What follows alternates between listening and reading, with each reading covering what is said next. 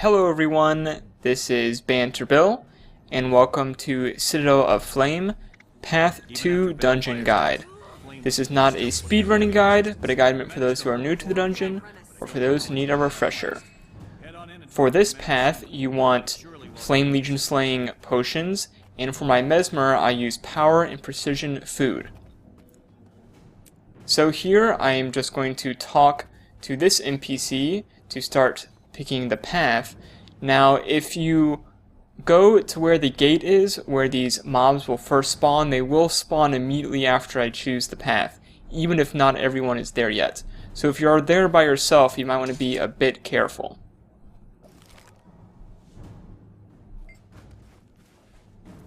So actually my plan was to blink up ahead so I could catch up to the rest of the group before I chose the path, but I accidentally just picked the path instead of blinking. If I got up there faster, I could temporal curtain them into the right-hand wall. However, I was a bit slow, and my pull wasn't exactly what I wanted. Usually I can get all three in a single pull. Anyway, I go ahead and drop my time warp here. You can save your time warp if you want. I found it useful to use it here. The bosses starting off are not bad at all, and these guys can be a bit of a pain. That temporal curtain I just pressed is where you want to pull if you're there when the mobs first arrive. Next, you have to escort mag to that area off to the right, and then we're going to kill the devourers that spawn from this nest. Some people like to stack behind that spire, although I found if you have ice bows, you can just straight up ice bow them down. It is useful to plant some reflex, as these devourers do use projectile attacks.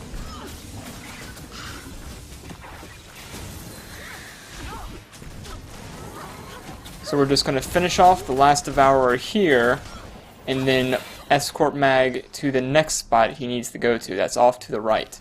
Now we spread out a bit. Since I have an ice bow, I can hopefully quickly take down the nest that's going to spawn. So I use my ice bow on the nest, and I drop a feedback because these devourers do use projectile attacks.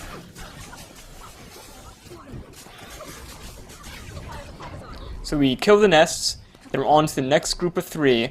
If you have a mesmer, I recommend fighting them inside the room and using a temporal curtain pull. However, if you want, you can pull them outside the room to get them to stack easier.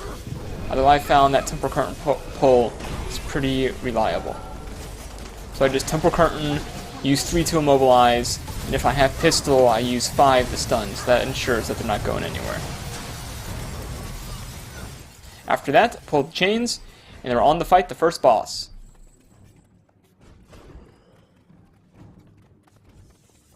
Some groups in the past would stack off to the left, and that's where we do end up stacking. That's not entirely necessary anymore since the SGF nerf, but if you want to, you can stack there if you'd like.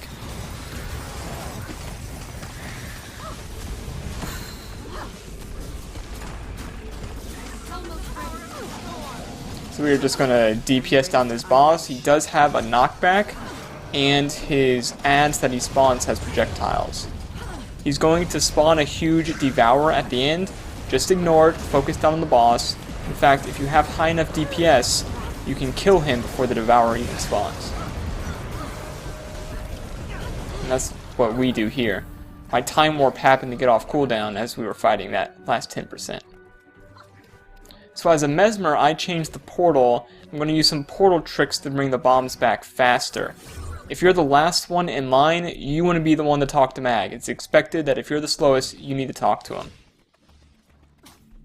So I placed my portal if I'm a mesmer back here, rather than going for the furthest one.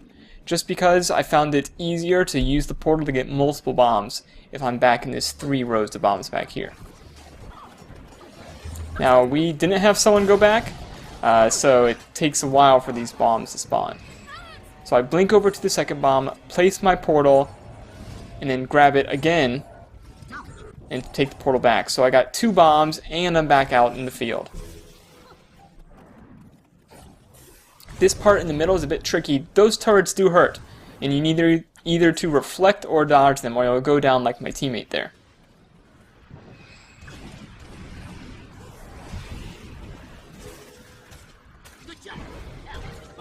So we got all the bombs. If that elite is right next to the chest, I recommend going ahead and killing him.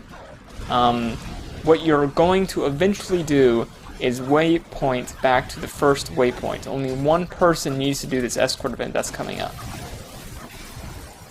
In terms of who does it, I recommend Guardians, Warriors, and Thieves. I do it on my mesmer for this video and because no one on my team wanted to do it. If you're a Warrior, you want to bring Endure Pain, Defiant Stance, and Berserker Stance. That'll help you keep clear of those immobilizes. If you're a Guardian, you want to bring as many blocks and Condi cleanses. And on my mesmer, I also try to bring as many Condi cleanses as possible.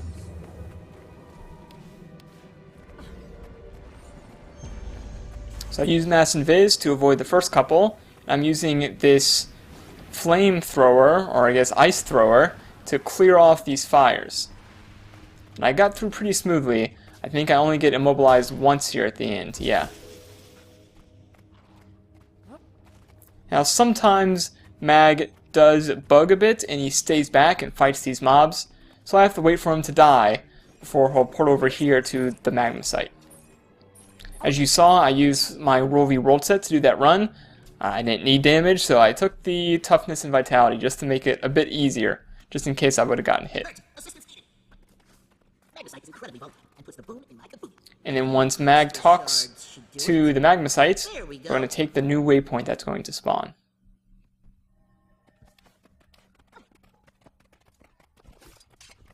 Now if you're a mesmer coming up onto this part, you can pull the two elites together, and that is what you want to do. Some groups will fight them one at a time. I don't think that's really necessary. They're not too bad if you know what you're looking for. The main attack you need to look for is that lava font right there. That hurts a lot. You can see the elementalist look like he went down in one shot because of it. If you have Time Warp, you can go ahead and use it here because we're about to face a time-gated event where Time Warp isn't the most useful elite.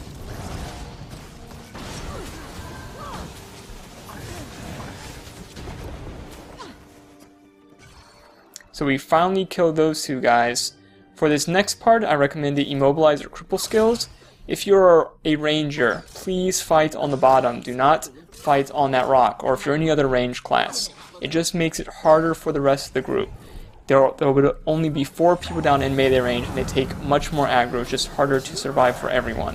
So if you're a range class, just please stay out in the field. In fact, it's preferable if you just melee. So you want to go after these assassins.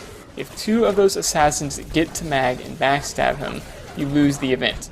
Now, usually if your group is alive, it's not too hard at all. They don't have that much health. If you find yourself one of the few people left alive, you can blind the assassin before he backstabs Mag, and he'll miss the backstab. So if you're like the last one, it's the last assassin, you can blind him and you'll complete the event. So there are some mobs here that use projectiles, the stalkers, so I go ahead and drop feedback whenever I can just to make it easier. Blinds are very useful, sandstorm, smokescreen, whatever blind you have, because there are just so many mobs, and the hits do hurt once they add up.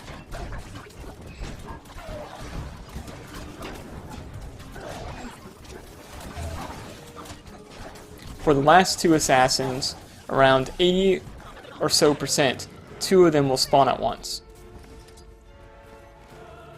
So Matt completed the event, and we're on to the final boss. Now here, the goal is to kill all 4 acolytes around the same time, and then you're going to kill the giant rock pillar in the middle. If you're an elementalist, I recommend bringing Ice Bow because it is especially powerful here. As a mesmer, I switch out my pistol for Greatsword because the Berserker on Greatsword is one of the few phantasms I found that properly attacks the rock in the middle. So if not everyone is set up, you can go ahead and bring your acolytes down to low health, and then you can kill them when everyone is near an acolyte. So I go ahead and spawn 2 Berserkers in the rock, and then I'm going to spawn my Warden. And if you're a mesmer, this is the time to drop Time Warp. If you're an elementalist, drop Ice Bow, and you should be able to bring it down in a single go. If not, you'll have to kill the 4 acolytes again. And once you bring that, that's the end. Balefire the Ghost does no damage, although he can burn you, and he can fear you away, so that's the only thing to watch out for with Balefire. Additionally, if he's near you, he'll plant a flame shoot around the Acolyte, making ranged attacks ineffective. Stopping Gaharin is another nail in the Flame Legion's coffin. And that's it, that's the end of the dungeon. If you want, you can dance on Balefire's grave after you destroy him for the second time. Thanks for watching, guys.